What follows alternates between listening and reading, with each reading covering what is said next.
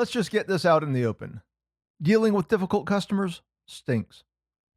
Having provided customer service training to thousands upon thousands of people at all levels of organizations, I've learned that there is one thing every person who works with customers wants to know: how to successfully navigate difficult customer service situations and customers.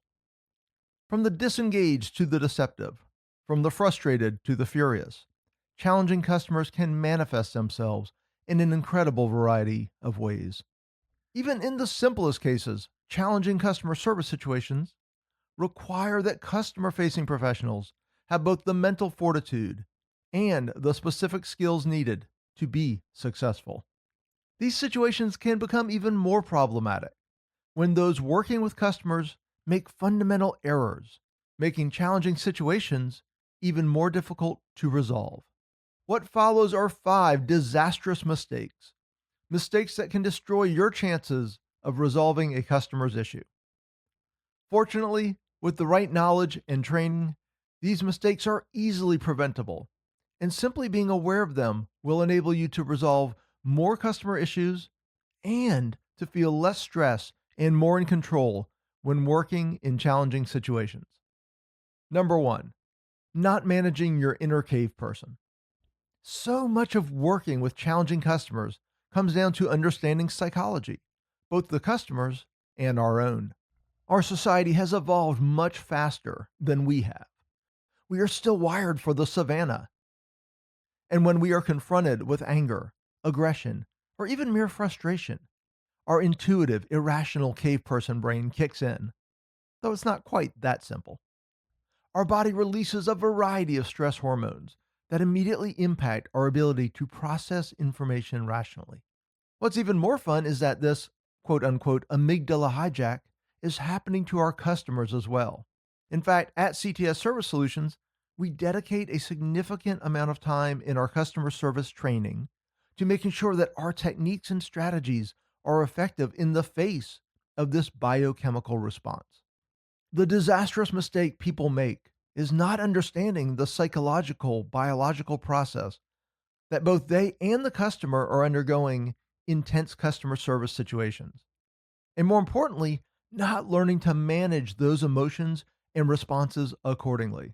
It takes acknowledgement, understanding, and specific techniques to be able to overcome this instinctual response in real time. Success tip: when you're experiencing reactive emotions, take a mental step back and change your focus to the customer.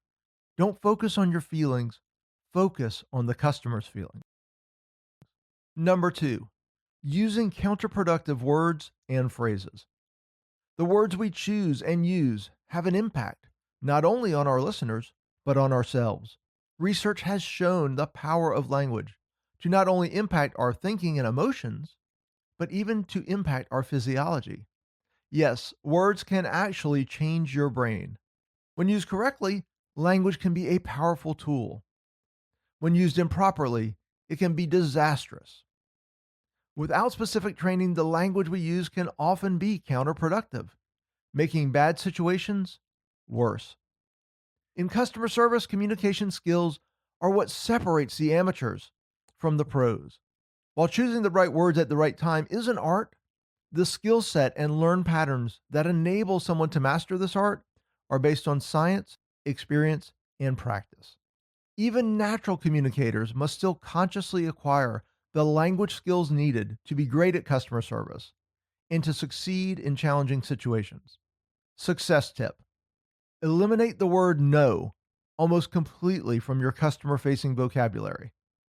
Other negative language should be minimized or eliminated as well. Number 3, focusing on the issue, not the feelings. I get it. You're a nice person. You want to help. You know how to solve the customer's issue and you want to solve it as quickly as possible. That's what they want, right? More often than not, when working with upset customers, resolving the issue is actually the second most important thing you can do. The first priority is resolving the customer's feeling. We are creatures of emotion, and when emotions are in charge, our ability to reason is severely diminished. With upset or challenging customers, we generally need to resolve their feelings first and their issues next. Success tip: when you start to immediately solve the customer's issue, stop and listen instead. Are they more focused on the issue or how they feel? Are they talking about how the situation started, or are they focused on the long, painful experience with your organization that led them to you? Listen for what the customer is really trying to tell you. Remember, when a customer is upset, don't resolve the customer's issue until you've resolved the customer's feelings. Number 4, accepting limitations.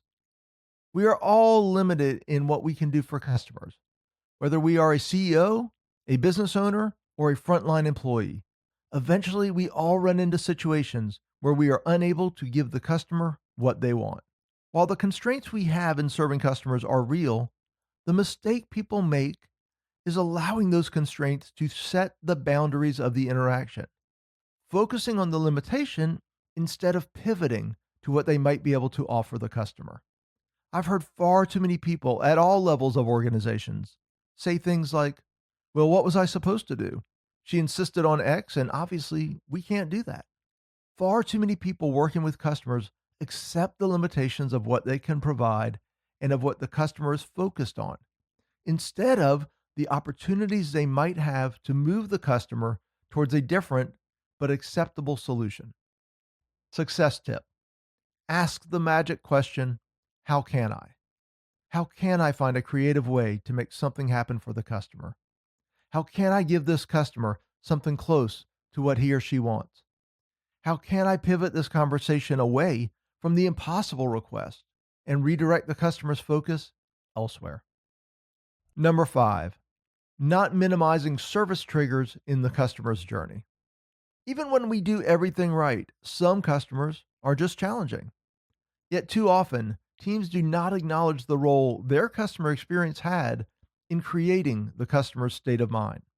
Perhaps the most disastrous mistake made in dealing with difficult customers is, you got it, creating those customers in the first place.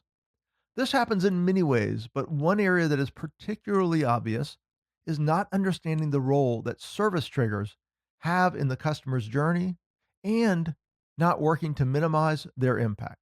Of course, many triggers are specific to individuals and are based on the person's personality and experience. However, certain triggers affect broad parts of the consumer population. We cataloged 7 of the most important of these triggers in 2013 when we released our 7 service triggers, which outline specific triggers that are almost guaranteed to set customers off. The triggers are as follows: being ignored, being abandoned, being hassled, being faced with incompetence, being shuffled, being powerless, and being disrespected. Far too many quote unquote difficult customers become so because our customer experience tripped one of these triggers. They were ignored, abandoned, shuffled, or worse. Success tip: review the list of service triggers we've just given you and honestly assess which one gets tripped the most often in your customer's journey. Are customers abandoned by never being called back? Are customers shuffled by being bounced from department to department? Pick the trigger that creates the most customer service challenges and begin by asking how you can minimize the trigger's impact in your customer journey. If you focus on these 5 disastrous mistakes when working with difficult customers, you will make sure your service interactions are less stressful and more successful.